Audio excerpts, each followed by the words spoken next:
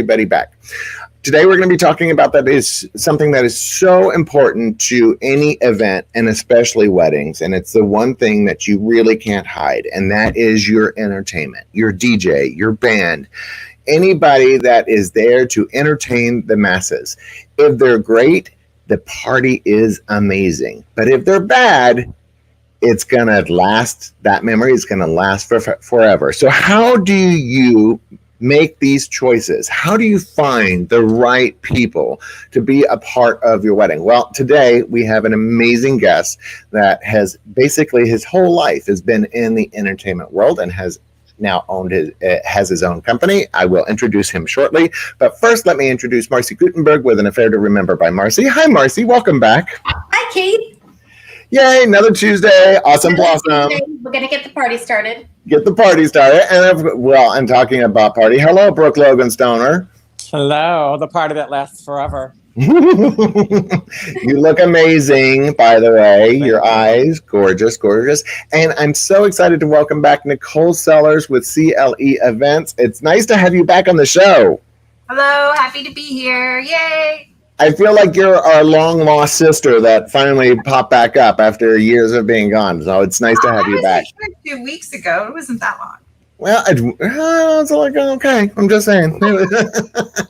But all right, so guys, obviously we're all in the event world. We all understand how important entertainment is to events. And you know, I'm so excited to introduce Todd Rose, the owner of Celebrity Entertainment. Hello, Todd. Welcome to the show. Hi, Keith. It's really nice to be introduced by somebody for a change. Usually I'm the one doing the introducing. I was about to say, yeah, because normally you're the MC, but I mean, you've been doing this for a long time. Tell everybody a little bit about your background. So background, I've always been into music. Even though my parents have always told me to become a doctor, lawyer, or an accountant, as we were home every night, it's a party every night. It's music, it's dancing on tables, it's banging on Tupperware. That turned into playing the drums in the middle school band. And then finally begging my way into a DJ company when I was 16 years old. So this year actually marks 20 years. Wow, 20 years in the entertainment industry. That is no small feat, to be honest. A lot of events, a lot of great memories. Well, and you owned your company for how long? 10 years. That's amazing. So a decade, and I'm assuming you've never seen anything like we're going through right now. It's a little nuts right now. To say the least. Yeah. Well, okay, so you started as a DJ, yeah? Yes. How did you let people know that you were any good? So basically, I went to a company.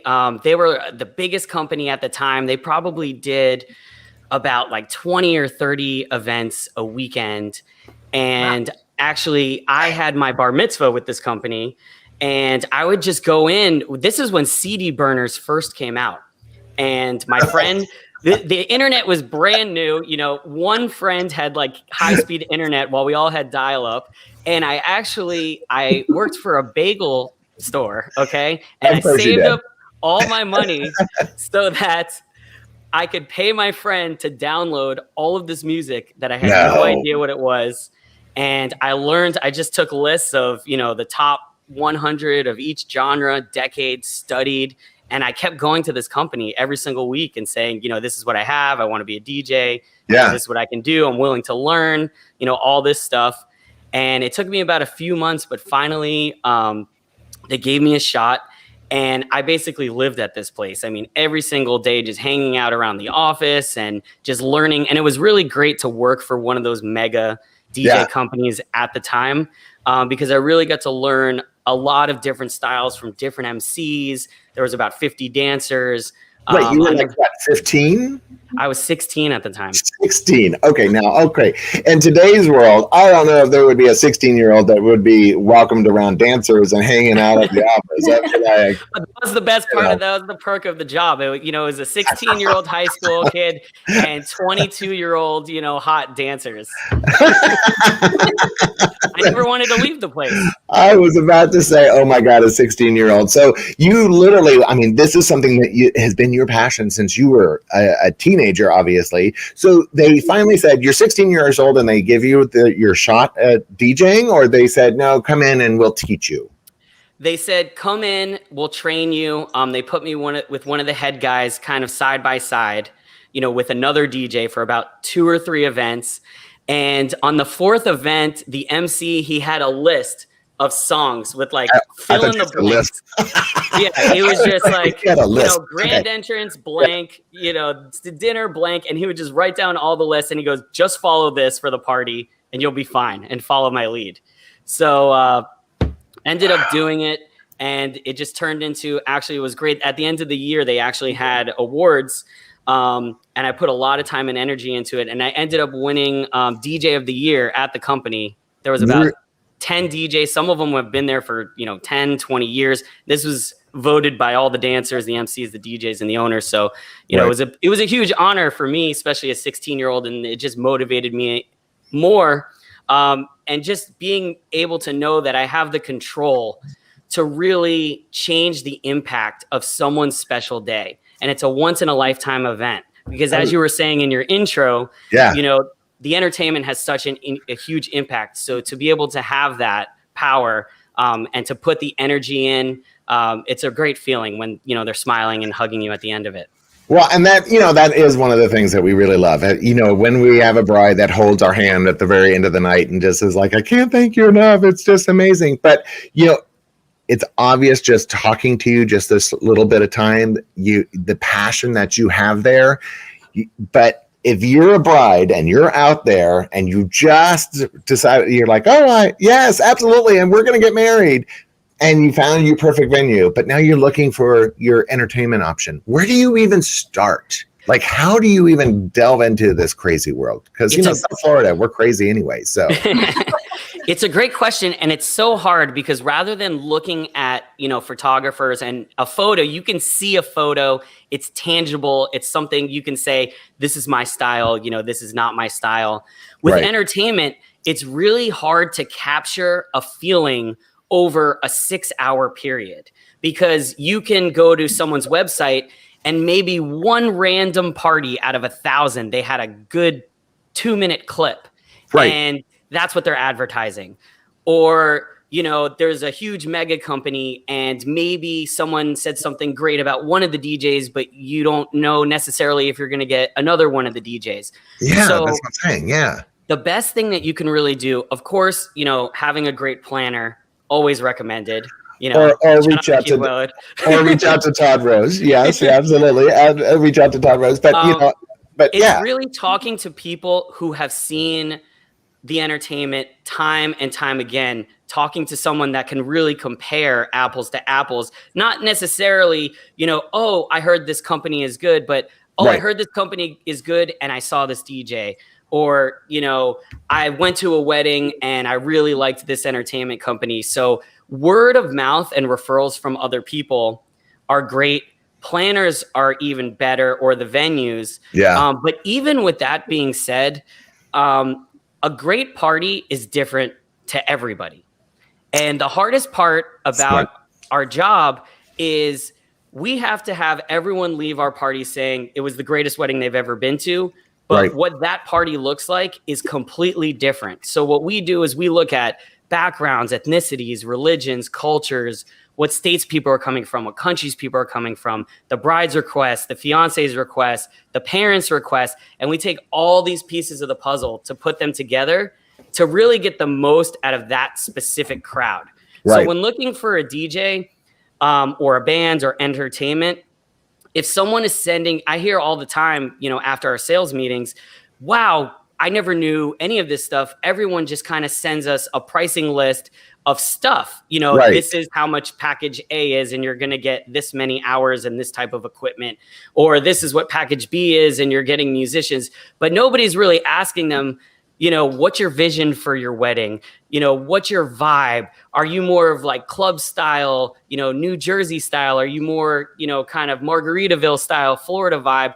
So we really ask a lot of questions. So looking for entertainment, if someone's asking you a lot of questions like that, it's because they're going to really help you put together the entertainment that's going to be right for you guys versus having this kind of cookie cutter experience that, it might be a good party. People are going to have fun. They're going to have a few cocktails, but you can only really get so far, when you treat everyone the same. You actually came up with a really good question there because, a lot of people are really trying to figure out, well, first of all, it sounds like, if you have a good planner, if you're looking for entertainment options, obviously you're going to rely on the vendor list from the hotel or the venue or from a planner, or if you Google search, it's always kind of a shot in the dark. But I love the fact that you're like, look, have that conversation.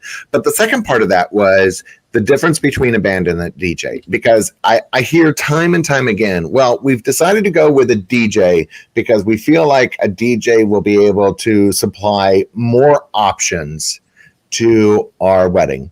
What do you say to that? Okay, so nowadays we've kind of solved that issue where we specialize in something called intermix DJ musician combinations, because really you're going to get the best of both worlds. The DJ can do certain things where you have the flexibility of playing anything. You don't have to worry about long band breaks, things of that nature, or just sticking to a specific playlist, because it is hard to learn, every single song. Yep. Whereas a DJ can download something on the fly, some random remix that you guys wanted. Right. So by adding live musicians with a DJ, you're getting the best of both worlds. Because with a DJ, it's great because you have the flexibility, but you really lose the essence, that classy, elegant feeling, specifically for weddings. Because there's nothing like, having live music when you're walking down the aisle, that violinist playing, and then you go into cocktail hour and the sax player is greeting you, or when you're having dinner, you still had the DJ music for all of the dancing with the live musicians, but when you're having dinner, the violinist roaming the tables and playing for people. It's just a completely amazing experience. So nowadays, we usually recommend you don't have to choose between a band and a DJ anymore. You can just book us. Well, and and to be honest, I don't understand why it took us so long to figure this out. I mean, oh my God, how much of a stretch is that to say, oh, let's add some live instruments to this DJ and we get the best of both worlds, and it helps people save on their budget. But budget wise, people have no idea what it costs out there for when it comes to the entertainment world. I mean, the education component of that has got to be fairly dramatic for you. Like, I mean, do you feel like you have to start with that and go, okay, I got to educate you first before then we can really talk about where your budget should be? Yes, because no one is calling us. It's very rare asking for DJ with live musicians because they just don't know about it. Yeah. So they're thinking in their head, oh, my friend just spent, X amount of dollars on a DJ and my other friend spent this on a band. So they think they're calling for a DJ. But once we show them the impact that the musicians have and educate them and how much of a difference it really makes, the budget opens up a little bit. But what I do say to a lot of brides is the entertainment usually is a smaller gap in range between, a super low budget entertainment or the highest you can get versus, I've seen decorators and florists you can have for a few $1,000s, or you could spend a few $100,000. Oh, God, God bless. Yes, please bring that. Bring that. A few $100,000, done. So what I usually say to my brides in regards to entertainment is, first of all, how important is the entertainment at your wedding?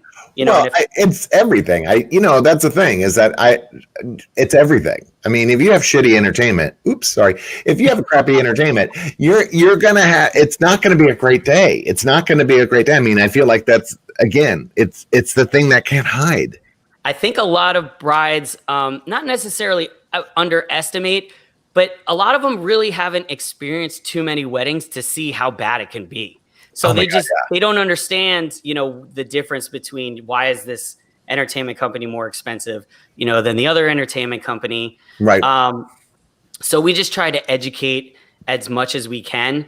And overall, when you look at the overall budget, and the percentage that you're going to spend on the entertainment, just to go up a couple points is really the difference between having the greatest entertainment versus just your cookie cutter, Joe Schmo guy. So one of the problems though is that the brides, they get so excited, and they want to go try on the dress, and then they get the dress, and then they see the photographer, and then the flowers, I know where you're going. And by the time they get to us, the budget's gone. It's 2 months before their wedding, and they start realizing, wait a second, maybe I should have just cut a little bit, and then I'm realizing how important the entertainment is. Well, I tell people all the time, I'm like, screw favors. Favors are a waste of money. Don't waste your money. Put that money towards entertainment. Put that someplace that has an emotional impact for your dollar.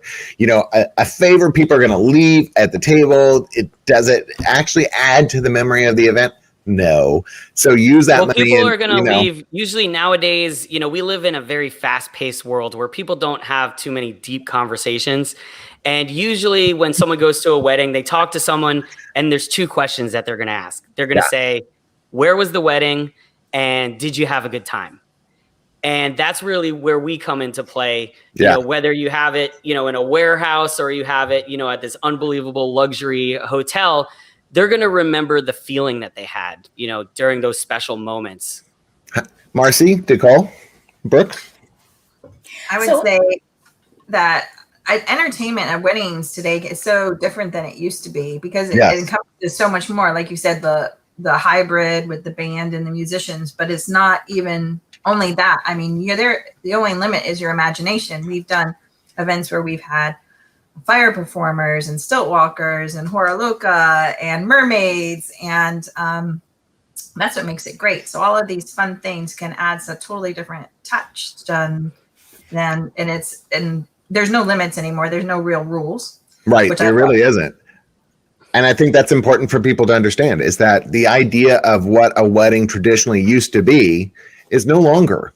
I mean, especially now with the fact that COVID has hit us and people, this is an experience. This is a personal experience. You don't have to do what has been done before. You just don't. Think outside of the box. Yeah, I have brides all the time and they say, well, I don't really want to do this, but what are all the other brides doing? And I say, this is exactly how you want it to be. There's no rules anymore. You have to do this or you have to do that. We want to make the wedding, portray your personalities and for you guys to have the best time that you can have. So Marcy, you had a question? I just wanted to know if somebody was wanting to get into that part of the realm, what would you say is the first place to start? Like, where would you, how do you hone somebody's? Like, do you accept 16-year-olds at your place of business? No,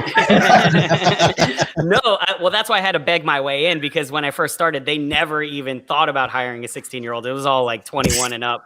So I really had to work them over there. Yeah, no, you'd have to work it. Really, well, starting with your venue, is a good start. They've seen the people before. They've seen a lot of different vendors. That's a good start. But usually on your vendor list, there's only going to be a few different options. Really, the best place I always recommend, if you can afford it, is to get a planner because they've seen pretty much everyone. I mean, it's a small industry down here where everybody knows everyone. And it's pretty much foolproof when you do have a planner. Wedding Wire and The Knot, they're good tools as well.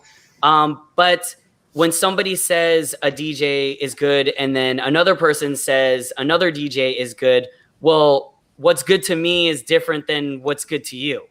So the planners will really understand a little bit more, what this specific entertainment company is going to be a good fit for you guys, or you guys are going to be a good fit for a band. So the best thing to do is planners, but your venue is a good option. And then also, Wedding Wire and The Knot. So I'm going to probably delve into a little sensitive subject is kickbacks, because you talked about the fact that event planners know the world. But one of the things that I pride myself on is that I don't accept kickbacks from anybody, because I feel like that blurs my recommendations. I don't want to say, oh, go to Todd Rose and he's amazing.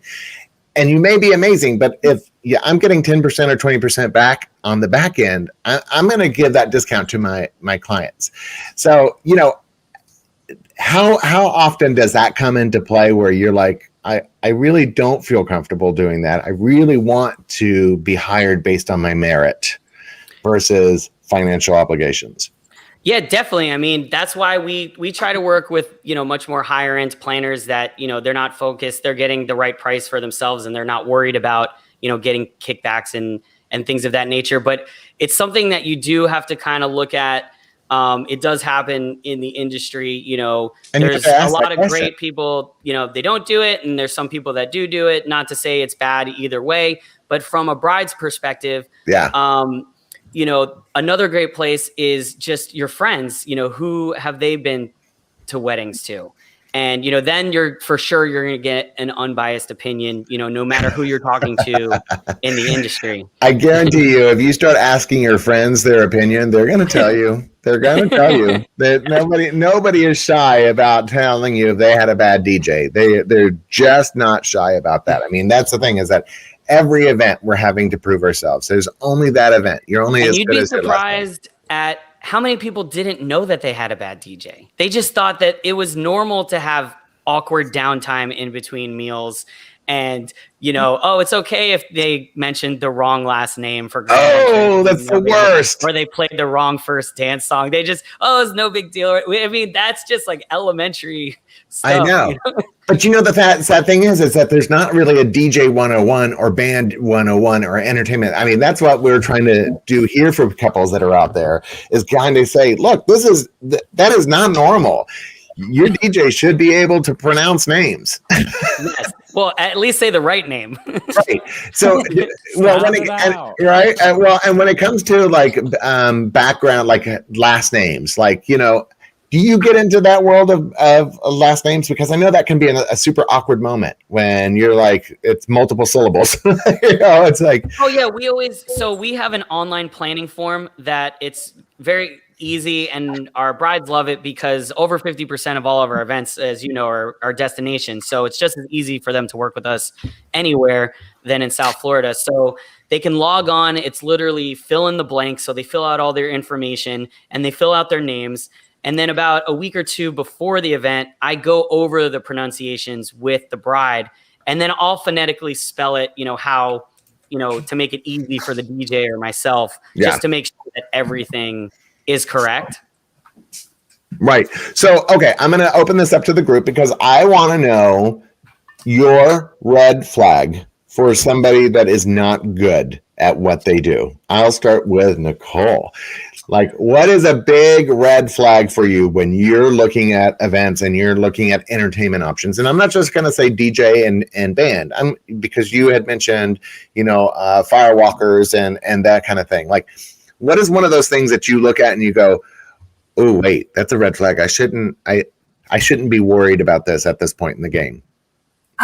Well, never hire your nephew with his iPhone to play your music. Yes. That would be number one. Don't do it. Is that not right? I don't care how cool your nephew is and what he thinks he can do, but that's going to be a miss right there. How about Brooke, any red flags? I mean, you've been on these events and we've had we've gotten to inherit. I don't think we've had too many bad DJs or anybody hired for entertainment though, because I'm thinking as we go down, I'm like, what was really horrible?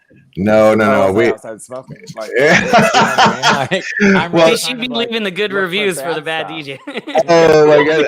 Well, no, we actually we're doing this wedding a couple of years ago. Actually, this is Brooke. It was before you joined, but they had brought a DJ from another country because there was a religious affiliation from a different country, and they brought this DJ in. And he decided to rent his equipment from somebody local, and he refused to take examples. Like, he refused to take people's requests. He just kept playing bad music, and nobody was dancing. There was literally a line of bridesmaids all waiting to try to talk to him to get him to play the right music. It was horrible. And then the speakers scratching, all of that. It was horrible. But he wasn't our pick. And it was kind of the same thing Nicole was saying. I was like, please go with one of my recommendations. I'm really worried about that. And that's like it's one of the things that really sticks out in my mind, that it just ruins the wedding. One of the things that brides never ask or never even think about is, what is the equipment that this specific entertainment company is using? Because nobody realizes you can have, unbelievable crystal clear quality equipment that never has any issues, or you have a lot of people that have, cheap speakers and the microphones are cutting out in the middle of the ceremony. And it's just a question that brides never ask. Well, and it's like wireless microphones. Like, what's the reach? A lot of times people forget to even ask, like, how far does that wireless microphone reach? And it's horrible when they're going through the ceremony and they're cutting out. Right. We specifically put the receiver 5 feet from the officiant, because we never want to run any issues with wireless or anything like that, because you never know, because you could have a great microphone and all of a sudden, an FM signal goes out and an ambulance goes by and you're in Miami, and your frequency might be great in Fort Lauderdale, but just that particular day at that particular time in Miami, it wasn't scanned properly or what have you. So those are the little things that we think of that, you're not always going to get with entertainment companies, but people should really think about. What is a question that you wish clients would ask you? I know I totally put you on the spot. What is that one question that you're like, okay, if I was a bride, if I was a client, this is something that I would ask right up front. This is like the first question I would say, like this, to kind of separate you from the rest of the world, so to speak. That's really what I would want them to ask, is what separates you guys from the other entertainment companies out there? Because that's really what we go into. And what would be your answer? Okay, so the first thing we talked about earlier, just getting into the nitty gritty about, finding out, backgrounds, ethnicities, religions, cultures, and customizing their event is really important to getting the most out of that person's specific event.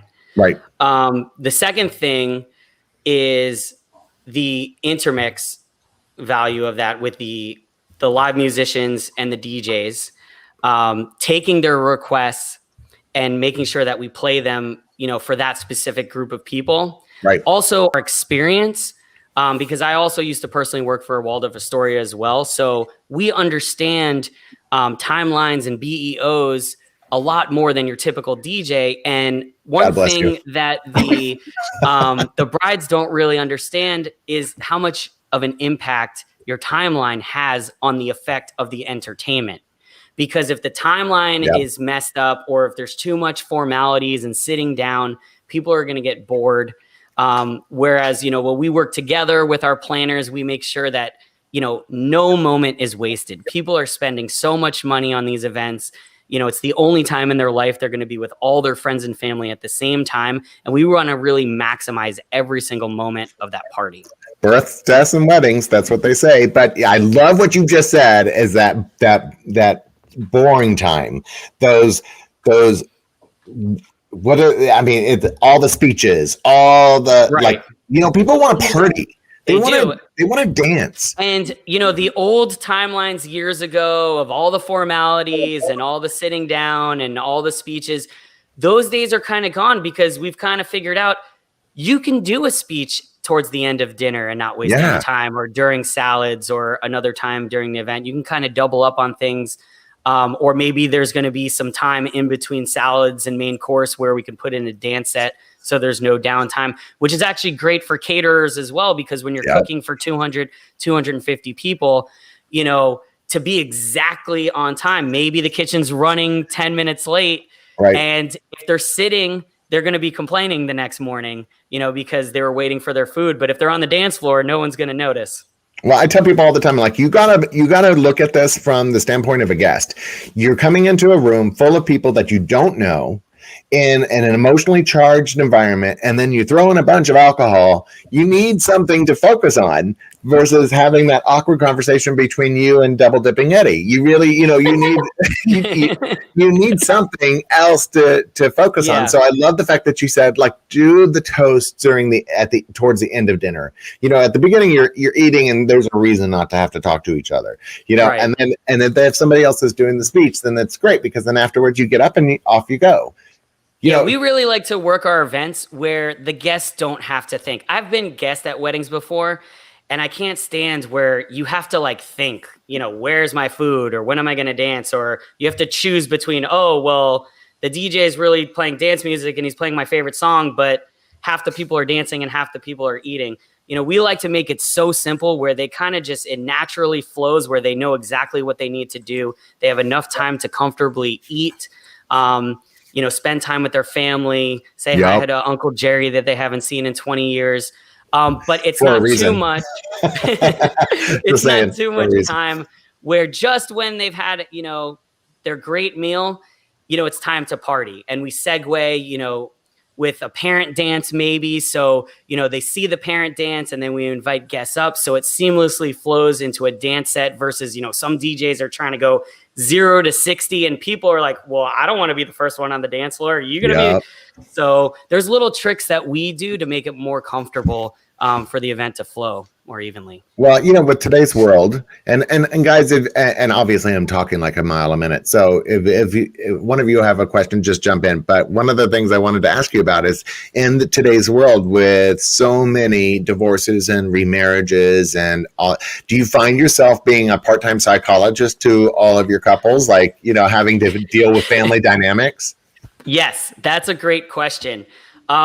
So I actually have very stressed out clients sometimes when they call me because, when they first call maybe 6 months or a year in advance and they book, they're not into the nitty gritty. And especially if they don't have a planner, because when you have a planner, it's great because you can tell your mother-in-law, the planner said that this is the best thing.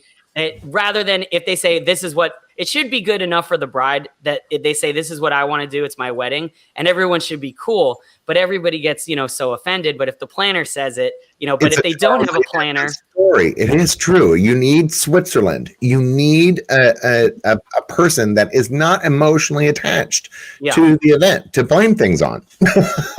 So if they don't have a planner, I'll tell them at that point to just blame me. The entertainment company said, it would work out better than this. So then they take our word for it. So usually at our 2-week finalizing meeting, they're very stressed because they're dealing with the family dynamics and, all of this stuff that's going on. But usually at the end of our call, I've actually had people say, wow, I feel so much more comfortable, better. I feel like you were my therapist, and that's a great feeling because you want to make sure that the brides are comfortable because at the end of the day, you don't want to be stressed out, on the biggest day of your life. You want to have amazing vendors that are going to take care of you, that actually listen to you, but that are going to execute on the day of your event so that you can just relax and enjoy it versus worrying about things.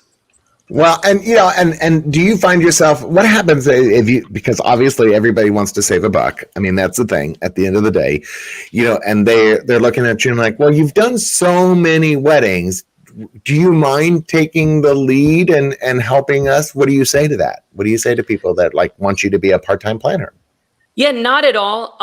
And actually, I want to help my clients. I want them. So what I let everybody kind of do their thing, venues, vendors, planners, things of that nature. But if I do see a red flag, I do want to help my client and say, hey, just a heads up, based on what you've told me that you want your wedding to be like this, because a bride might have a specific vision. Yeah. But their timeline, what they just told me how they wanted their wedding to be, doesn't match what their timeline calls for. They just told me that they wanted to have a lot of fun and a lot of dancing, but I see that there's grand entrance, first dance, mother-daughter dance, father-son dance, salads, intermezzo, speeches, dinner, more speeches. And let's not forget cocktail hour and ceremony before that, which is pretty down tempo as well. So that's about 4.5 hours of downtime and drinking. And I don't know about you guys, but if you've ever been sitting and just drinking and eating, for 2.5 hours, 3 hours straight, who's going to want to get up and dance and party? Please, that's a Thursday. That's a Thursday. We'll say to them, you said you wanted a lot of dancing. Maybe we can split this up, do some dancing in between the meals, things of that nature. And of course, at the end of the day, if we have a bride that says, no, I definitely want to do it like this, we're completely fine with it. But we're also, if we see a red flag, we're definitely going to help our clients so that they can really get the most out of their event. So I'm going to open up this to the floor. What is your number one piece of advice when advising somebody about their entertainment? Mine in particular is that I say pay attention to acoustics. It is amazing how many times people go into a space and do not think about the reverberation that will happen when there's nothing to absorb the sound. Or it's not enough sound and they don't have enough speakers, because just the two on either side is not always enough. You don't want to have one person at the end of the ballroom that has a speaker right next to him that is being blown out and no longer have hearing after the event. Invest in the extra couple of speakers. Pay attention to the acoustics. How about you, Nicole? Well, one, I would say I have two. So one, be careful of DJs who want to be your florist and your photographer and everything else. Big companies that do everything. But if you're going in to see a DJ and he's trying to get your draping and your lighting and DJs often do lighting packages, so I take that one back. But more like, they're probably not a florist, they're probably not a photographer. I would make sure you get a few quotes, just because, like you said, apples to oranges, so you have something to compare to. So this guy is giving you one price and it's super cheap, but he's got the world's oldest equipment and, his grandpa is doing whatever. So make sure you get quotes and you specify and you ask, and you're comparing apples to apples and oranges to oranges. But then the third, kind of outside the DJ world and more into the entertainment, costuming. Ask to see a picture of the costumes and make sure that those are the real costumes that are going to show up at your event. There have been a lot of times when some person pulls some picture off the internet and says, this is what the costumes are going to be like. And then you get there and the costumes don't look anything like that picture. Oh my God. You just actually nailed it on the head, because one of the things that we didn't talk about are the visuals, and having a well-dressed DJ or entertainment company is ultra important. If somebody comes in all messy and wrinkled and dirty, it doesn't matter how good they are, you're still going to think they suck, because you're not listening to them, you're looking at them. Right, Todd? Yeah, well, not only that, but also the DJ booth plays a big factor into that. And, what the aesthetics of the speaker as well as the acoustics of the speaker, really matter, because people will spend all this money on this beautiful decor and florals, and they have this amazing room, but all of their photos and video are really facing the DJ. And if you have some kind of tacky or ugly DJ booth, that's going to show up in your photos, as well as lighting too. Lighting is very important. Well, and do you ask the entertainment company for current pictures of their equipment? How do you know they're not sending you something from Instagram from 10 years ago? Well, I guess Instagram wasn't around 10 years ago, but you know what I'm saying. Facebook. Well, definitely ask them, and then we also put into our contracts, they're getting like a white leather tufted booth or a mirrored booth, something of that nature. That's a normal practice to specify, what type of DJ booth will be in the package. What should be in the contract? What should couples need in the contract to help them feel good about their choices? Well, at the end of the day, you can have the best contract in the world, but if you're dealing with a shisty company, they're going to figure out some kind of technicality.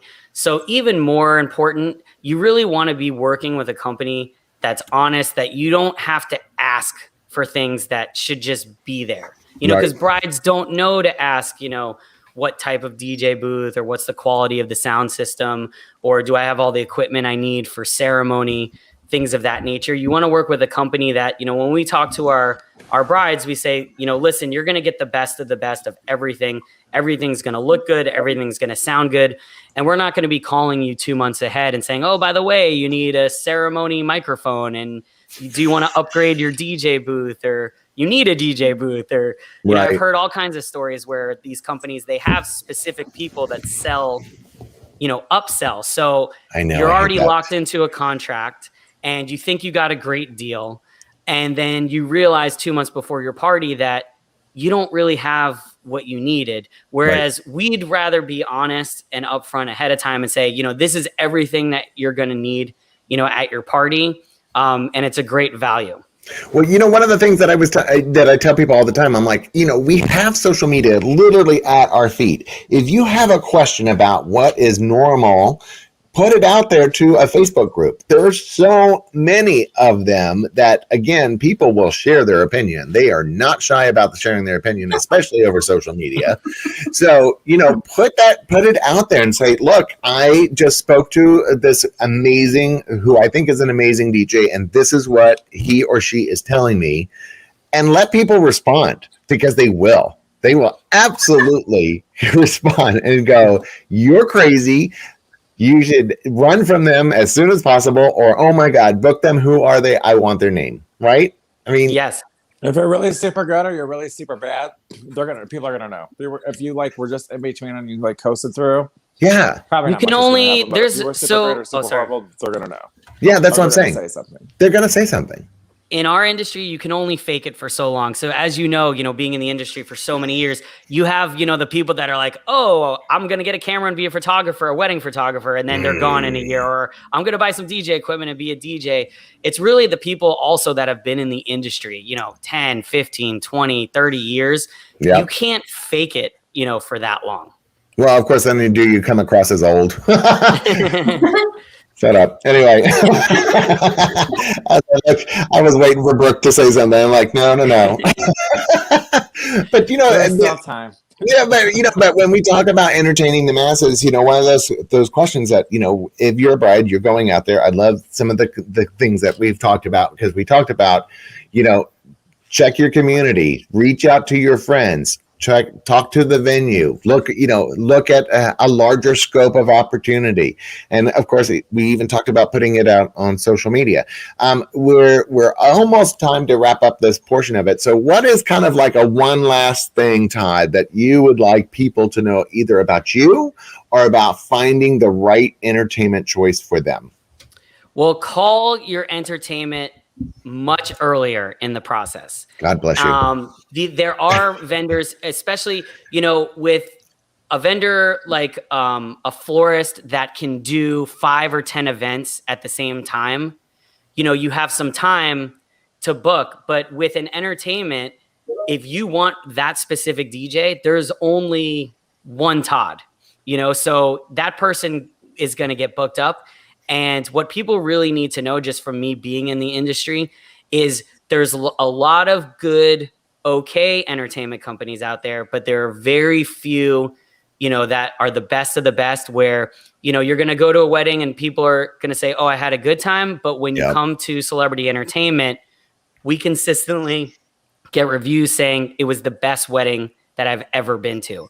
And that's what we really strive for every single event. Well, and I tell people this a lot, and I've said that actually a couple of times, is that when you go and read these reviews, the more personalized they are, the more reliable those reviews are, because there are a million reviews out there that say, oh, 5 stars, they were amazing, and that's the end of the review. If you have somebody that takes the time to write a page and a half about why you made their day, pay attention to that, because somebody took the time after their wedding to really go out and make sure that they were spreading the word about how incredible, celebrity entertainment was. Right. And also, working another red flag to bring up, if you call an entertainment company and you get, someone that answers the phone, and then a salesperson, and then a finalizing person, and this person and that person, and what have you, it really takes away from the personal touch. Whereas what we do, you're going to be working with me the entire time. And I always tell my clients, we're pretty much going to be best friends, by the time it's your event. And I personally have the production meetings, with my DJs, or I'm going to be personally on the event. And with a wedding, it's such a personal thing that you want to have those connections with your vendors. You don't really want to be dealing with a bureaucracy. You don't want to be dealing with, the bank or the cable company when it comes to your wedding. Well, and that's a great advice. I mean, when I talk to clients, it's like, you're going to deal directly with me. I'm not going to have you go through multiple stages in order to then finally talk to me. And if you book with me, I'm going to be your person unless otherwise specified, right? I'm going to make absolutely sure that, when they say, oh, I want Todd, to be at my event. If you have the date available, you'll make sure it's you, correct? Right. And we have guaranteed packages as well. So we have options for clients, that want to book a specific DJ. We give them that peace of mind where it's right in the contract so they don't have to worry about it. Todd Rose, you've been amazing. Oh my goodness. Thank you guys so much. So thank you again for being part of Behind the Veil. We're about to start After the Veil. I hope you stick around. Of course, I'll be here. Awesome. Well, a quick message from one of our newest sponsor. It's kind of interesting. Hi, I'm Chris Harrison. And on the most dramatic episode ever, we'll see what happens when we let this man plan a wedding all by himself.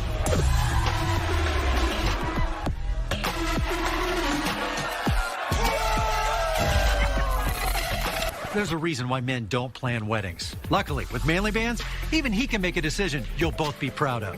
Go to manlybands.com and get 20% off, and we'll throw in a free silicone band. Manly Bands. Gotta love it. You're right. Come on. I was like, I was like, hey, you know what? You want to support the show? Thank you very much, Manly Bands. That was better than any of the Super Bowl commercials I've seen. Wasn't that funny? Anyway. Oh my God. So guys, welcome to After the Veil. There's really no real direction on this. It's just us hanging out and talking. And Todd, you've been around forever. And I mean that in the best possible way. That sounded like sorry, that actually sounded like a snarky backhanded, like, oh, you so old. Anyway. No. And by the way, if you're listening to us, he is not old. He is very young. Obviously, he was 16 when he got started. For God's sakes, how old could he be? But it's kind of interesting being in this world of what we do, because there are very few moments that you're going to have the kind of effect that we have on people's lives. There's not a lot of professions out there that you have this kind of effect on people. Does the stress get to you? So it does, because I put so much into it, and I realize it's not just another wedding this weekend, and that's why I've been here for so long. It's, I look at in the beginning of the week, okay, whose events do we have this week, and what can we do to make these events the best that they can be? One of the things, I'm kind of notorious for taking little minor details and turning them, creating moments that wouldn't have happened had we not been there. So for example, on our music request list, you can actually add notes to your songs. Maybe this was me and my sorority sister songs, or this was our parents' wedding song. And we actually had a bride, this is just one example.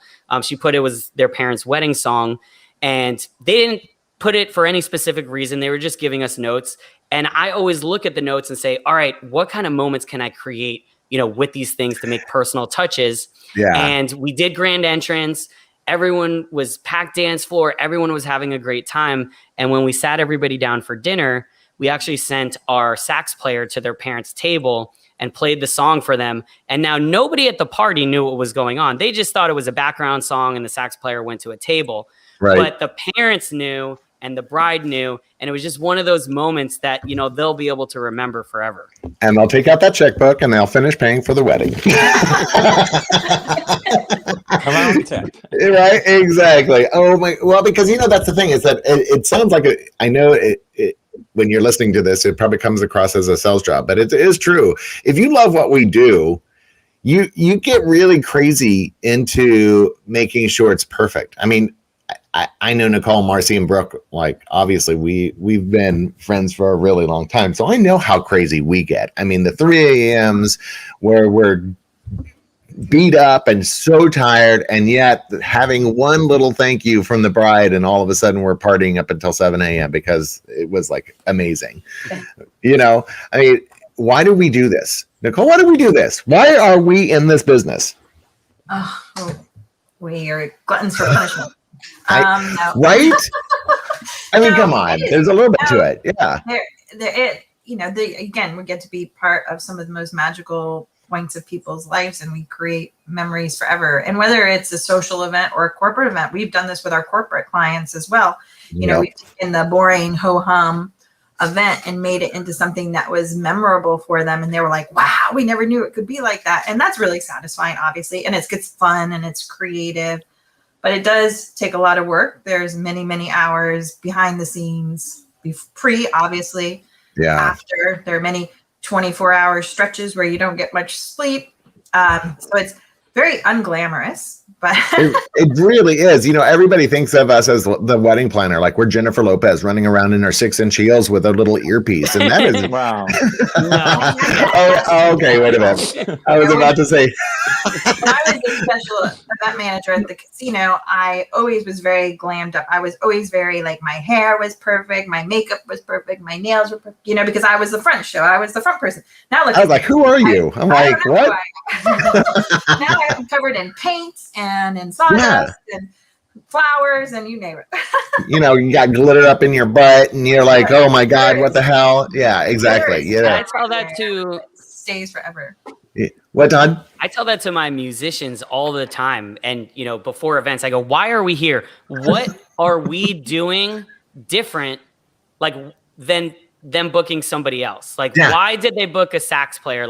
They should remember you that you did some really cool moment at the event, or the violinist. And I reiterate that to everyone that works for Celebrity Entertainment all the time, that their event and their day and their memories should be better with us than had we not been there and someone else there. Well, and honestly, I do this sometimes, and I'm going to be brutally honest. I do this for the hero prospect, the hero aspect. I love being the hero of an event. Honestly, seriously, come on. How many times have you solved a crisis on the spot, and you're like, yes, I am all the time, every event. I am on fire too. Right. Oh, the kitchen's on it. That's right. Oh my God, that's a great story. Anyway, but so one of the very first events that Brooke and I did together, because I had just. Oh, it was your first one. This is why I know I love you. So the kitchen caught on fire. Well, they caught the food on fire. Okay. They were burning the food. And so smoke was going everywhere. And the DJ was awesome, by the way. And the music was pumping. But then all the fire alarms started going off, all the strobes. Mm-hmm. And Brooke tells the parents, it's part of the lighting effect. No, it's absolutely, because you couldn't hear the alarm because the music was so loud, and they bought it. They were like, and I was officially on payroll after that wedding. I was like, God bless you. God bless. And she pulled it off like it was absolutely truth. She's like, oh, it's a lighting effect. Don't worry about it. If you watch closely, it matches the bass. Did you really say? Oh, yeah, you probably did. Oh my God, of course you did. But how many times are we in the situations where we find ourselves like we're like, oh my God, if they only knew what the hell was actually happening. You don't. One of the things I tell people all the time. God, I gotta stop saying that. That is a stupid phrase. Anyway, one of the things I tell people all the time. I hate that phrase, but.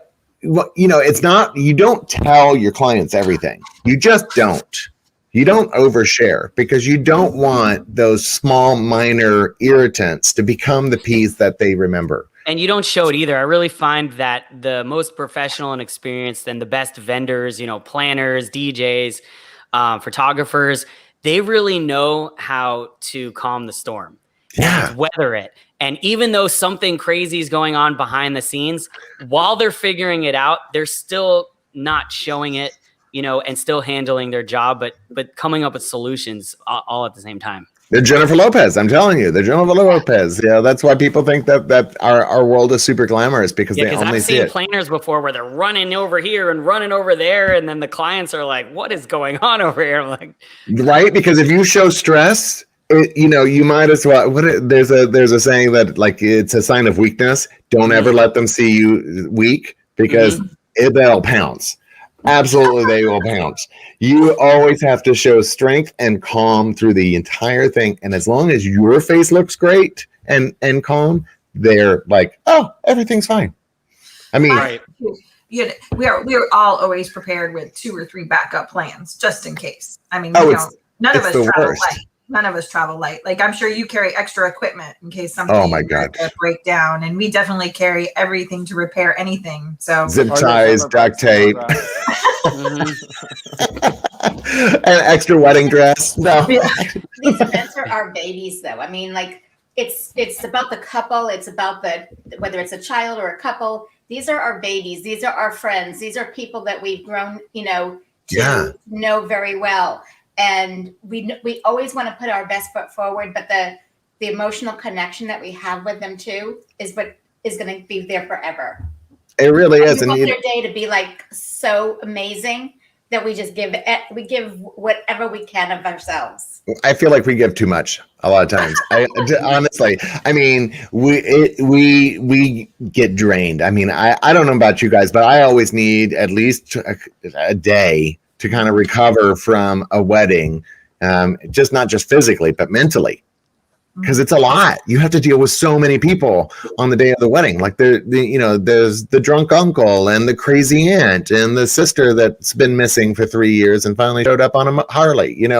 It's that actually happened. No, I'm kidding. By the time you get such a great feeling. It's so late. You have to decompress.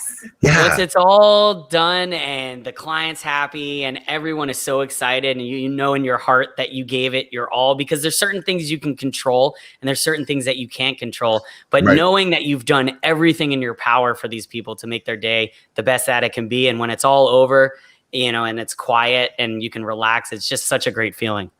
Well, but it makes me so pissed off. It pisses me off when I have a fly-by-night planner, that printed off their fucking printed off. I almost didn't quite get the K out. Anyway, but if they printed off their business cards at home on their printer, and all of a sudden they helped with their sister's wedding, and now they feel like they're an event planner. That is not an event planner. You have to be through the fire. And Todd, I love the fact that you said about BEOs, because I think it's so important for vendors to understand what hotels have to go through, because that is a whole different nightmare. I mean, their job obviously is sales at the end of the day, and then the food and beverage component of it is a separate thing. But I tell brides, do not assume that your catering manager is your event planner, because they're not.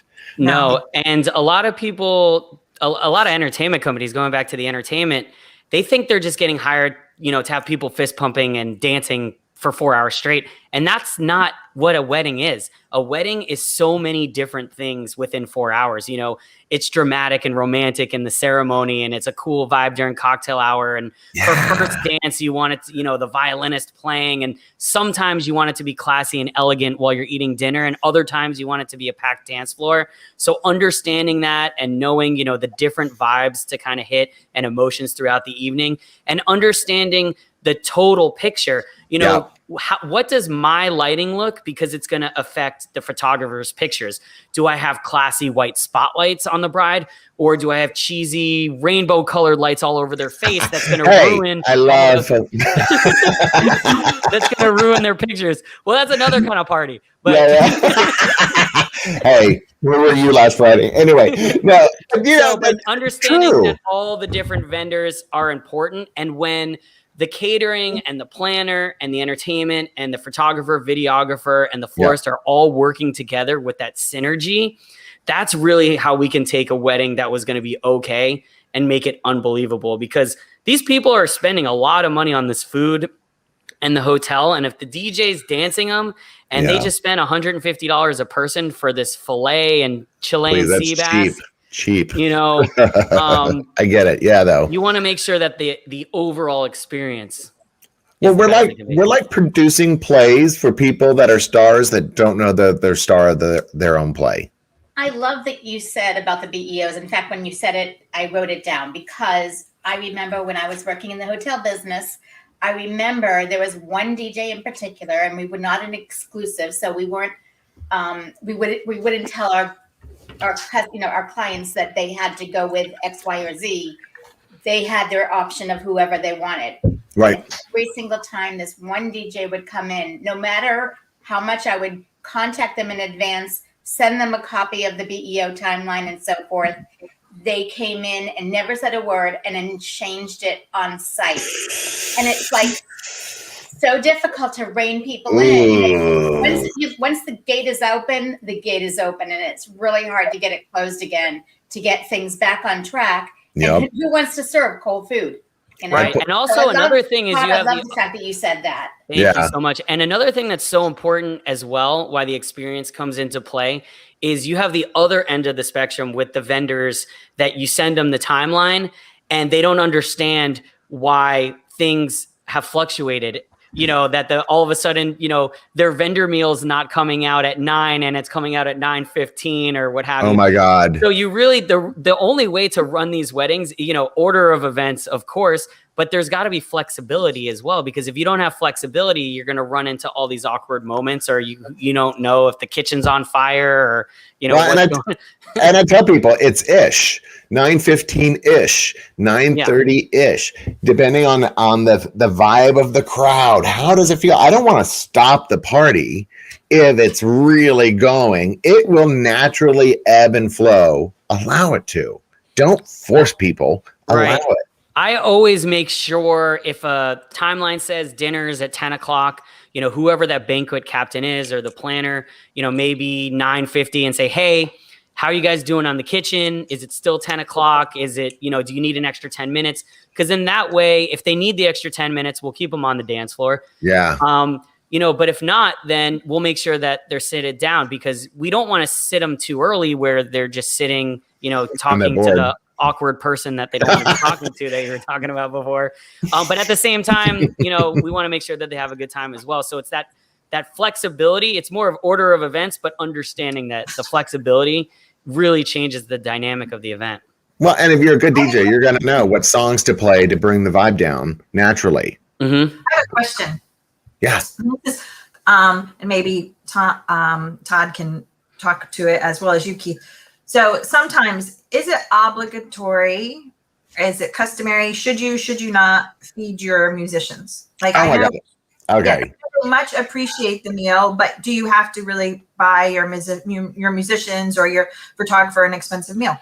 I feel like I'm going to answer this first because I as a planner, I seriously, no, I'm like, okay, you're there for 5 hours and a lot of times you're there for 4 hours. I know that there's setup and stuff and what have you, but when they feed you a meal, that is a plus. Right. They don't have to unless it's in your contract. And if they're gonna feed you, roll with it. Your food's gonna come sooner or later. Please stop asking. Oh my God! If I completely agree with Keith, and you know the entertainment guys are probably gonna hate on me now. Oh, they're gonna hate on me. I know that. But you know, I personally never eat at an event. You know, if me they neither. If I always say I'll take it to go, you know, because if something happens, you know, I don't want to be not at the station and make sure that everything's taken care of. With a photographer or videographer, and they're there with the bride since 8 o'clock in the morning, I understand all day, then I totally understand it. So we are very thankful, you know, when somebody gets us a vendor meal, but it's not anything that we really require. Cause as you say, you know, we're there for, you know, especially the musicians, 4 hours, maybe 5 hours, you know, something like that. Oh my God, it drives me crazy when they're literally sitting at the door, the kitchen door, waiting for their food. And I'm like, go somewhere. Oh my God. One recommendation I usually do have, though, that I always see at parties is, for some reason, if you are going to feed the entertainment, for some reason, a lot of the venues feed them last after everyone's served, because it's more of like a status thing.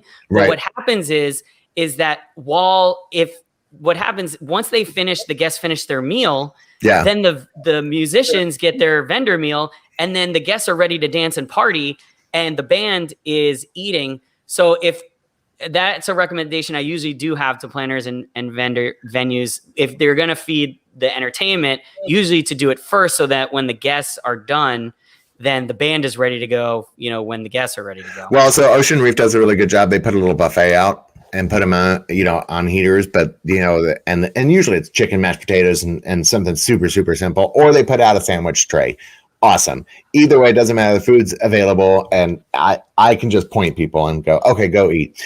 All right. Well, guys, we're over. Holy moly. Anyway, so Todd, awesome. Thank you so much for being part of the show. We had such a good time. Nicole, Marcy, Brooke, love you all. Everybody. Thank you for having me. Well, everybody say goodbye. Bye. Goodbye.